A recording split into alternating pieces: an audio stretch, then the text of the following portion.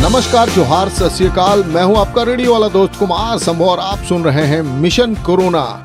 जी हां, रेडियो खांची का एक विशेष सीरीज जिसको स्पॉन्सर किया है CRA और यूनिसेफ ने। आज हम बात कर रहे हैं न्यूट्रिशन के ऊपर। न्यूट्रिशन बेहद जरूरी हो जाता है कोविड-19 से लड़ने के लिए। इसलिए हमने बात की रांची के उपायुक्त श्री छवि रंजन सर से, जिन्होंने बताया कि क्या है तैयारियां सरकार की कोविड के दौरान आम जनों तक न्यूट्रिशन को पहुंचाने की। रांची के सभी वासियों को जोहार। मैं छवि रंजन, उपायुक्त रांची बोल रहा हूं। रेडियो खांची के माध्यम से मैं सभी रांची के निवासियों से ये अपील करना चाहता हूं कि कोरोना संक्रमण के बीच आप सभी लोग सुरक्षित रहें। घर से बाहर तभी निकले जब आवश्यकता हो। बूढ़े और बच्चे घर से ना निकले। घर से निकलने के बाद आप मास्क अवश्य पहने और अपना हाथ समय समय पर अवश्य धोते रहें। भीड़ भाड़ वाली जगह पर ना जाएं। अगर दुकानों में जाते हैं तो ये इंश्योर करें कि वहाँ पर सोशल डिस्टेंसिंग का पालन हो रहा है कि नहीं हो रहा है। मैं पुनः सभी रांची वासियों को अनुरोध करना चाहूँगा कि आप लोग मास्क अवश्य पहने। मास्क ही आपका सबसे बड़ा प्रोटेक्टिव गियर है आज के दिन में। सर, सरकार की क्या क्या तैयारियां हैं न्यूट्रिशन को लेकर के? देखिए, न्यूट्रिशन में दो तरह के कैटेगरी में हम लोगों ने बेनिफिशरीज को आइडेंटिफाई किया है। एक है महिलाएं और दूसरे हैं बच्चे। महिलाओं में भी दो कैटेगरी हैं, एक है गर्भवती माताएं और दूसरे हैं धात्री माताएं। इनको ज़्यादा फोकस किया जाता है। और इसके अलावा तीसरा एक कैटेगरी है, वो है एडोलेसेंट गर्ल्स। तो इन लोगों पर भी हम लोगों ने फोकस किया हुआ है। गर्भवती एवं धात्री माताओं के लिए रेडी टू ईट करके एक विभाग के द्वारा दिया जाता है। उसको हम लोग इंश्योर कर रहे हैं कोविड में कि घर घर जाकर उनको सप्लाई किया जाए। आंगनवाड़ी केंद्र ना आकर उनको घर पे दिया जाए। इसके अलावा जितने भी बच्चे हैं हमारे 3 साल से लेकर 6 साल के जितने बच्चे हैं, उन सभी के भी घर घर में जाकर उनको राशन दिया जा रहा है ताकि वो घर पे ही बनाकर खाएं। और 6 महीने से लेकर 3 साल तक के बच्चों के लिए भी रेडी टू ईट जो है वो दिया जा रहा है। इसके अलावा जो हमारी युवतियां हैं, जो एडोलेसेंट गर्ल्स हैं, उनके लिए ये इंश्योर किया जा रहा है कि यहाँ पर झारखंड में और रांची में पर्टिकुलर जो है कई सारी युवतियाँ जो हैं वो एनेमिक हैं। प्रेवलेंस रेट एनीमिया का यहाँ बहुत ज़्यादा है।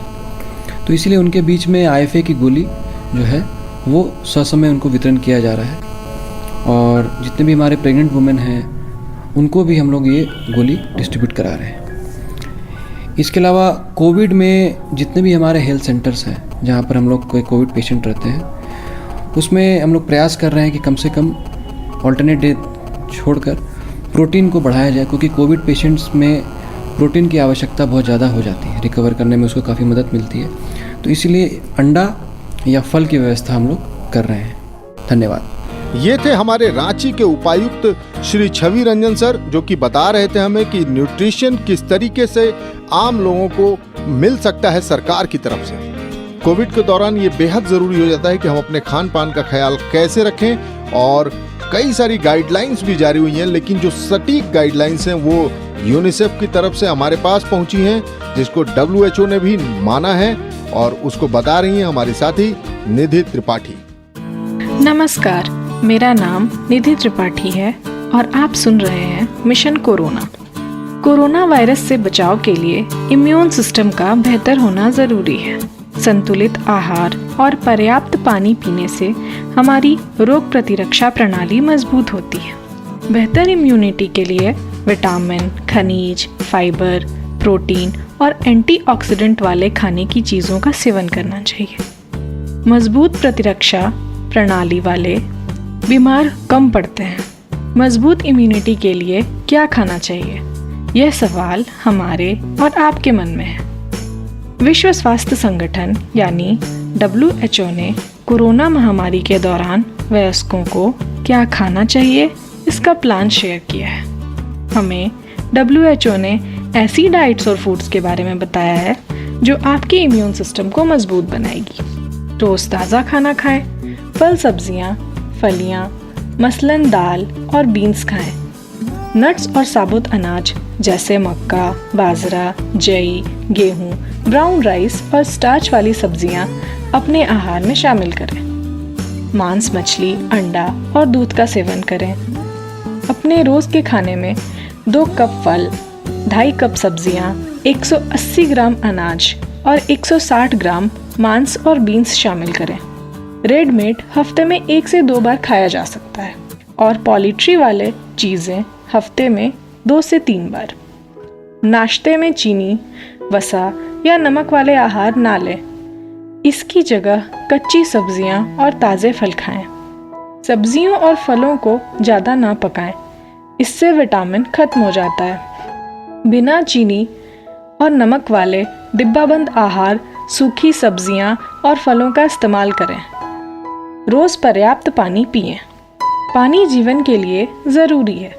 यह खून में पोषक तत्वों और यौगिक पहुंचाता है।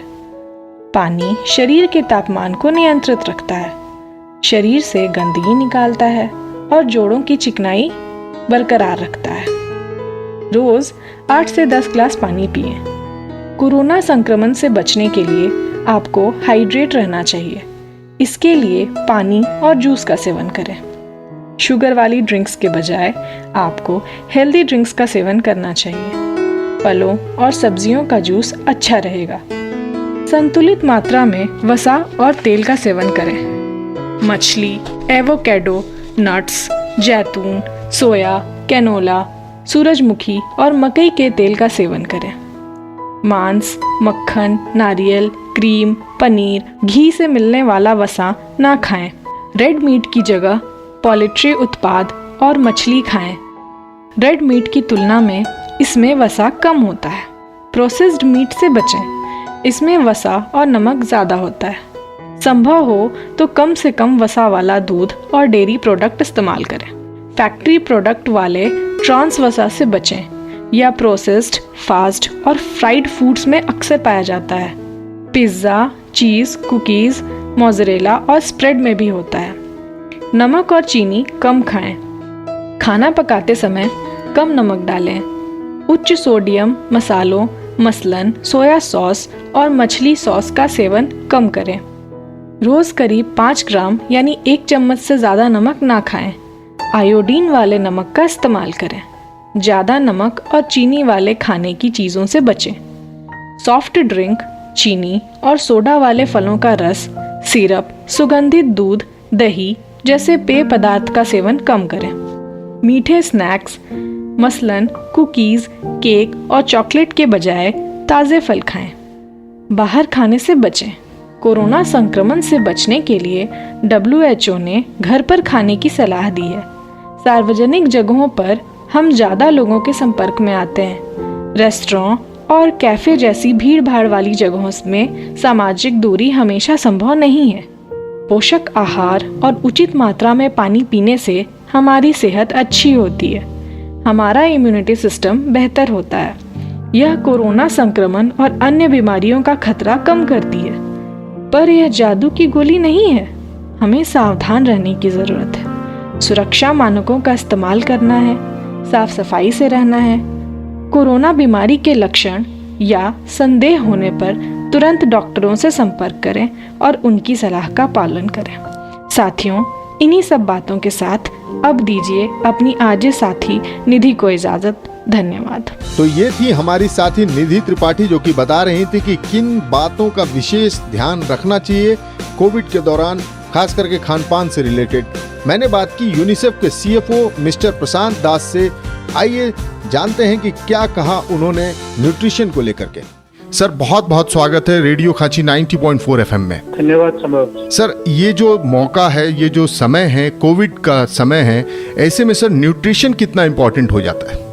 कोविड के समय में न्यूट्रिशन और अपना इम्यूनिटी बूस्ट करना सबसे बड़ा महत्वपूर्ण काम है कोविड से मुक्ति पाने के लिए। जी सर, एक सवाल ये बनता है कि क्या बच्चे, जो महिलाएं हैं जिनके छोटे बच्चे हैं, अगर वो महिलाएं कोविड संक्रमित होती हैं, कोरोना पॉजिटिव पाई जाती हैं, तो जो स्तनपान करा रही हैं, क्या वो स्तनपान जारी रख सकती हैं? वो बिल्कुल जारी रख सकते हैं, क्योंकि आज तक जितने भी रिसर्च हुआ है एक्टिव कोविड-19 जो केसेस है, उनके ब्रेस्ट मिल्क में कोविड का इन्फेक्शन अभी तक साबित नहीं हुआ है। तो वो बिल्कुल जारी रख सकते हैं। लेकिन वो पॉजिटिव है, इनकेस वो कोविड-19 पॉजिटिव केस है, वो थोड़ा सावधानी बरतना चाहिए। वो मास्क लगा सकते हैं और जो हैंड वॉशिंग, हैंड हाइजीन और वो सब चीजें वो कर सकते हैं, लेकिन स्तनपान वो बिल्कुल कर सकते हैं। बिल्कुल सर, स्तनपान जरूर जारी रखना चाहिए क्योंकि इससे कोई खतरा नहीं है बच्चे को। स्तनपान के दूध से उन्हें कोई इशू नहीं हो सकता कोरोना का। स्तनपान को ये माना जाता है कि ये फास्ट इम्यूनाइजेशन है, उसमें से बच्चों को काफी सारे इम्यूनिटी मिलता है।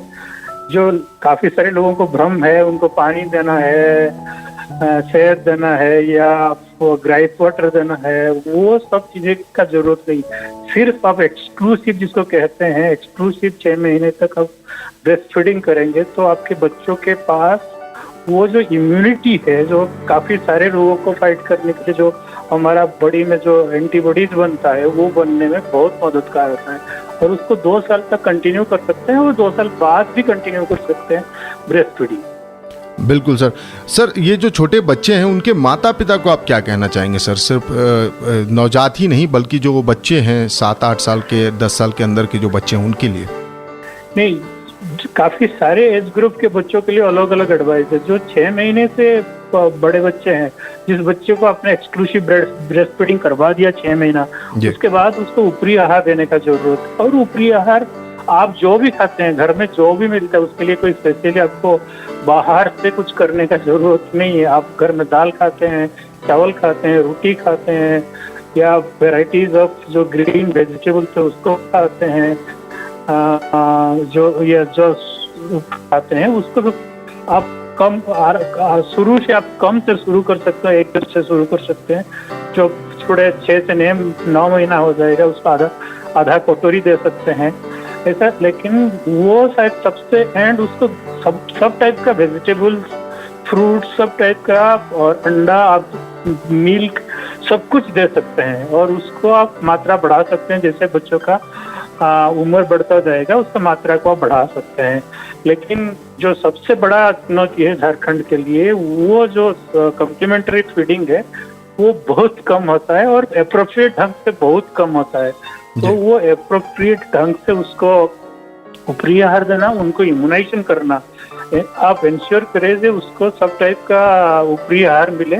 और माँ जो प्रेग्नेंट था उसको क्या वो आयरन फोलिक एसिड का IFA टैबलेट लिए कि नहीं लिए, और काफी सारे गवर्नमेंट ऑफ झारखंड ने काफी सारे सिस्टम इन प्लेस रखा है, उसको वो पूरा उपयोग करे। सर, ये एक सवाल ये भी है हमारे पास जो है, हमारे लिसनर्स ने ही भेजा है कि जैसे किसी बच्चे का वजन कम हो या वो कुपोषित हो या वजन कम मालूम पड़ता हो तो माता पिता को क्या करना चाहिए? आपको कोई पेरेंट्स को लगता है कि अपना बच्चों का वजन घट रहा है जी, या उनको सच में मालूम है कि लास्ट महीने में 4 किलो थे और इस महीने में 3 किलो हुआ, जो भी वजन घट रहा है उनको मालूम पड़ता है, वो इमीडिएटली गांव में जो आंगनबाड़ी वर्कर है या सहिया है या ANM है उनको संपर्क करे।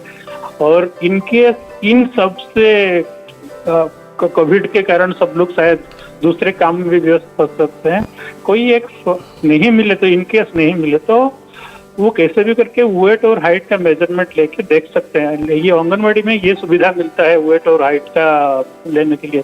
और इनकेस नहीं मिले तो नियरेस्ट जो फंक्शनल हॉस्पिटल है वो या ANM का जो केंद्र है वहाँ लेके उनको दिखा सकते हैं, वेट हाइट का मेजरमेंट करें, उसको आप उनको पता चलेगा तो ये एक्यूट माल न्यूट्रिशन के अंदर आते हैं तो इमीडिएटली लेके उनको जो MTC है जिसको NRC कहा जाता है, न्यूट्रिशन रिहेबिलिटेशन सेंटर या माल न्यूट्रिशन ट्रीटमेंट सेंटर झारखंड में कहा जाता है, और वो लगभग फंक्शनल है। अभी झारखंड में लगभग जितने भी है लार्जली फंक्शनल है, उसमें लेके उनको एडमिशन करे और वो उसका एक सिस्टम है, वो माल न्यूट्रिशन ट्रीटमेंट सेंटर में ट्रीटमेंट प्रोटोकॉल है, उसके हिसाब से वो उसको ट्रीटमेंट करके वो ठीक हो जाएगा। 99% जो समय से आइडेंटिफाई हो जाएगा तो ठीक हो जाएगा, उसमें कोई चिंता करने का जरूरत नहीं है।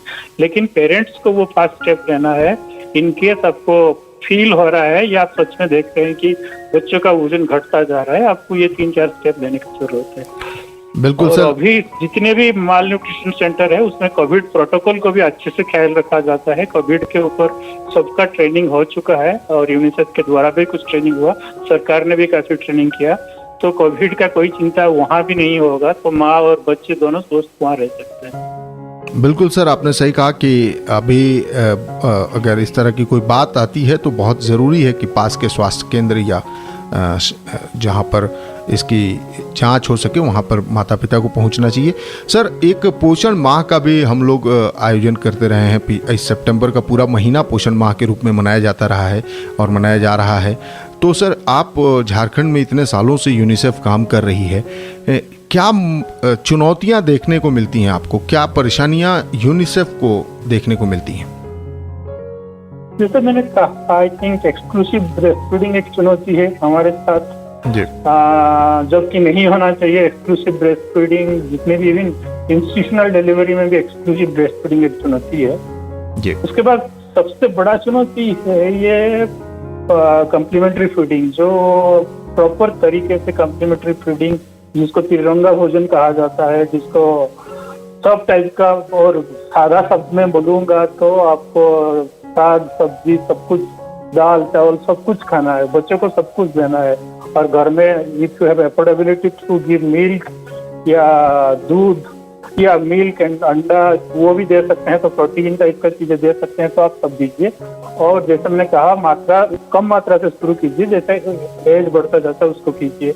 दूसरा है कि जो जिसको हम कहते हैं कि उसको उतना, और जो गवर्नमेंट की स्कीम है उसको उतना इंटेंसिफाइड होकर उसको जमीन पे इम्प्लीमेंटेशन होना चाहिए और कवरेज पूरा 100% होना चाहिए, तब जाके हम पूरा झारखंड कुपोषण मुक्त बन सकता है। बिल्कुल सर, आपने बहुत ही महत्वपूर्ण जानकारियां दी। और अगर 3 कलर की फूड की बात की आपने, जिसमें डिफरेंट जो 3 कलर हैं सर, उसको थोड़ा सा आप एक्सप्लेन कर सकेंगे हमारे लिसनर्स के लिए? नहीं, उसको आप सिंपली से समझिए जी। जो कलर है तिरंगा, जो हमारे राष्ट्रीय ध्वज का जो कलर है वही 3 कलर है जी। तो वो सब हमको सबको पता है जो हमारा राष्ट्रीय ध्वज का कलर क्या है। बिल्कुल बिल्कुल। बट जो साधा प्लेन लैंग्वेज में या सिंपल वर्ड में ये समझना है, घर में जो भी मिलता है, दाल चावल रोटी सब्जी, और जो गांव में मिलता है कच्चा फ्रूट्स, आम या सीजनल फ्रूट जो भी मिलता है, बच्चों को आप सब कुछ खिलाइए। और ये मत समझिए कि बच्चे वो नहीं खा सकते, बच्चे सब खा सकते हैं, और उनको आप कम से शुरू कीजिए और जैसा एज उनका बढ़ता जाता है आप आराम से उनको खिलाइए। ये थे प्रशांत दास सर, जो कि बता रहे थे कि किस तरीके से आप अपने बच्चों का ख्याल रख सकते हैं। और कोविड के दौरान स्तनपान जो है बेहद ज़रूरी है छोटे बच्चों के लिए। प्रशांत सर, बहुत बहुत धन्यवाद हमसे जुड़ने के लिए। आप CFO यूनिसेफ झारखंड हैं और साथ ही साथ राज्य प्रमुख भी हैं यूनिसेफ झारखंड के। सर, हमसे जुड़ने के लिए, रेडियो खांची से जुड़ने के लिए सर, एक बार फिर से आपको बहुत बहुत धन्यवाद। धन्यवाद। जब न्यूट्रिशन की बात आती है तो ये बेहद ज़रूरी हो जाता है कि हम कितना जानते हैं, हमारी कितनी जागरूकता है न्यूट्रिशन को लेकर के। तो रेडियो खांची ने रांची से पूछा कि क्या जानकारी है उनके पास न्यूट्रिशन को लेकर के। नमस्कार, मैं हूँ वैभवी और आप सुन रहे हैं रेडियो खांची 90.4 FM, हम सब का रेडियो। हम बात कर रहे हैं न्यूट्रिशन पे, और इस विषय पे बात करने के लिए हम आए हुए हैं पब्लिक के बीच, जानने के लिए कि वो किस तरीके से अपना डाइट मेंटेन करें। हमारे साथ मौजूद है सर, आपका नाम? विवेक आर्यन। विवेक, आप ये बताइए कि आप किस तरीके से अपने न्यूट्रिशन को मेंटेन करें, क्या डाइट ले रहे हैं इस कोविड के टाइम में अपना इम्यून स्ट्रांग रखने के लिए? डाइट में कोई बहुत खास बदलाव नहीं है, लेकिन 2-3 चीज़ें ध्यान रखने वाली बात यह है कि जैसा WHO ने कहा है कि जितना अभी अधिक आप फ्लूइड का इंटेक बढ़ाएंगे उतना आपकी इम्यून के लिए अच्छा रहेगा। तो ये आदत मेरी पहले से भी थी कि सुबह सुबह उठ के पानी पीता था, और आज भी मैं वही कर रहा हूँ। सुबह उठ के मैं लगभग आधे से 1 लीटर पानी खाली पेट पीता हूँ। अगर वो गर्म पानी हो तो और भी अच्छी बात है। इसके अलावा जब मैं बाहर जाता हूँ तो फ्रूट्स और सैलड और जो रॉ चीज़ें हैं, पत्तेदार सब्जियां हैं ये, और दिन में 3 बार कम से कम मैं काढ़े का प्रयोग करता हूँ, इसमें कि लौंग, पुदीना, इलायची, तुलसी आदि का इसमें मिश्रण रहता है। और जितना अधिक फ्लूइड का इंटेक होता है वो मुझे लगता है कि इम्यून के लिए अच्छा है। ये बदलाव पहले की अपेक्षा में अभी मेरे अंदर आया है डाइट को लेकर। ओके, ये तो हुई आपके डाइट की। आप किस तरीके के डाइट को प्रॉपर डाइट मानते हैं लोगों के लिए एज ग्रुप के अकॉर्डिंग? मुझे लगता है कि जैसे अगर बच्चे हैं तो बहुत ज़रूरी है कि झारखंड के परिप्रेक्ष्य में देखेंगे तो लोग यहाँ पे एनीमिया का शिकार होते हैं और उनमें आयरन की कमी ज़्यादा पाई जाती है। ये एक विडंबना भी है कि झारखंड के पानी में आयरन बहुत है, लेकिन यहाँ के लोग जो बच्चे हैं, महिलाएं हैं, उनमें आयरन की बहुत कमी देखी जाती है। झारखंड के परिप्रेक्ष्य में कहना चाहूँगा कि बच्चों को, महिलाओं को आयरन का वो फ्रूट ज़्यादा खाएं, वो चीज़ ज़्यादा खाएं, जैसे सेब हो गया जिनमें आयरन होती है। ये बच्चों के लिए है। बाकी अडल्ट के लिए अगर आप जैसे ही आप 40 के अबव क्रॉस करते हैं तो जो केसेस दिख रहे हैं कि बहुत ज़्यादा संभावना है कि आपको डायबिटिक आप हो सकते हैं। तो इस तरह से चीनी का इस्तेमाल तो बिल्कुल नहीं करना चाहिए। इसके बजाय आप गुड़ का इस्तेमाल करें या मिश्री का इस्तेमाल करें। चीनी को छोड़ देने से आपके सेहत के लिए बहुत अच्छा होगा। और तेल मसालेदार सब के जो खाने होते हैं, जो बाहर के फूड होते हैं, जैसे कि समोसा, गुपचुप, जो भी आप जो जंक फूड खाते हैं, उनसे बचने की ज़रूरत है ताकि बढ़ती उम्र के साथ आप खुद को हेल्दी रख सकें। जी धन्यवाद। आपका नाम? मेरा नाम सागर हुआ। सागर, अभी कोविड के टाइम में आप किस तरीके से अपने डाइट को मेंटेन कर रहे हैं अपने इम्यून को स्ट्रांग रखने के लिए? कोविड के टाइम में मैं ज़्यादातर कोशिश करता हूँ कि सुबह के टाइम में काढ़ा पीऊँ और शाम को भी काढ़ा पीऊँ। ज़्यादातर नॉर्मली हम लोग काढ़ा पीते हैं गिलोय, जिसको हम लोग आम बोलचाल की भाषा में गुरिच भी कहते हैं। गुरिच तो समझते ही होंगे आप लोग। जी बिल्कुल। तो उसी का काढ़ा पीता हूँ। और खाने का बात रहा तो टाइम टू टाइम खाते रहना चाहिए और योगा भी करने की कोशिश करते रहनी चाहिए कि जिससे इम्यूनिटी पावर बढ़े हम लोग का। जी धन्यवाद। आपका नाम? सृष्टि शर्मा। सृष्टि, आप इस कोविड के टाइम में अपने इम्यून को कैसे मेंटेन कर रही हैं? किस तरीके का डाइट ले रही हैं अपने इम्यून सिस्टम को स्ट्रांग रखने के लिए? बहुत ज़्यादा चेंजेस तो प्रैक्टिकली देखिए पॉसिबल नहीं है, लेकिन हाँ इतना करते हैं कि गर्म पानी रेगुलरली पीते हैं, ठंडा पानी तो कम अवॉइड ही करते हैं। और जो चीज़ें बॉडी को गर्म रखती हैं, जैसे अदरक हो गया, लौंग हो गया, इलायची हो गया, तुलसी हो गई, और स्पेशली एक मेरी मम्मी खिलाती हैं गुड़, अदरक और काली मिर्च डालकर, वो डेली खाने का है बस। और कुछ स्पेशल चेंजेस नहीं है, बस यही सारी चीज़ें यूज़ करते हैं। आप सब्ज़ी हो गई उसमें डाल दिया, दालचीनी डाल दी, बस, कुछ स्पेशल नहीं। किस तरीके का डाइट आप लोगों को, मतलब प्रॉपर डाइट आप किस डाइट को मानती हैं? प्रॉपर डाइट वही देखिए, गाइडलाइंस तो अभी काफ़ी निकल रहे हैं। हम लोग कितने मैसेजेस फ्लोट कर रहे हैं, व्हाट्सएप पे आ रहे हैं, WHO चैनलाइज किए बहुत सारे प्रोग्राम्स अपने, तो उसमें आपको मिल ही जाएगा जो है। और देखिए वो एक अलग चीज़ है हम लोगों को जो बताया जाता है, लेकिन प्रैक्टिकली क्या पॉसिबल है वो भी तो देखते हैं ना। तो वैसी चीज़ें जो आपकी बॉडी को गर्म रखें, और उसके अलावा आप प्रॉपर सैनिटाइजेशन रखिए, सोशल डिस्टेंसिंग और मास्क लगा कर रहिए, वो that is more than enough. धन्यवाद। हम रुकेंगे हैं एक छोटे से ब्रेक के लिए। ब्रेक के बाद लौट के आएंगे तो जारी रहेगा mission corona, sponsored by CRA and UNICEF.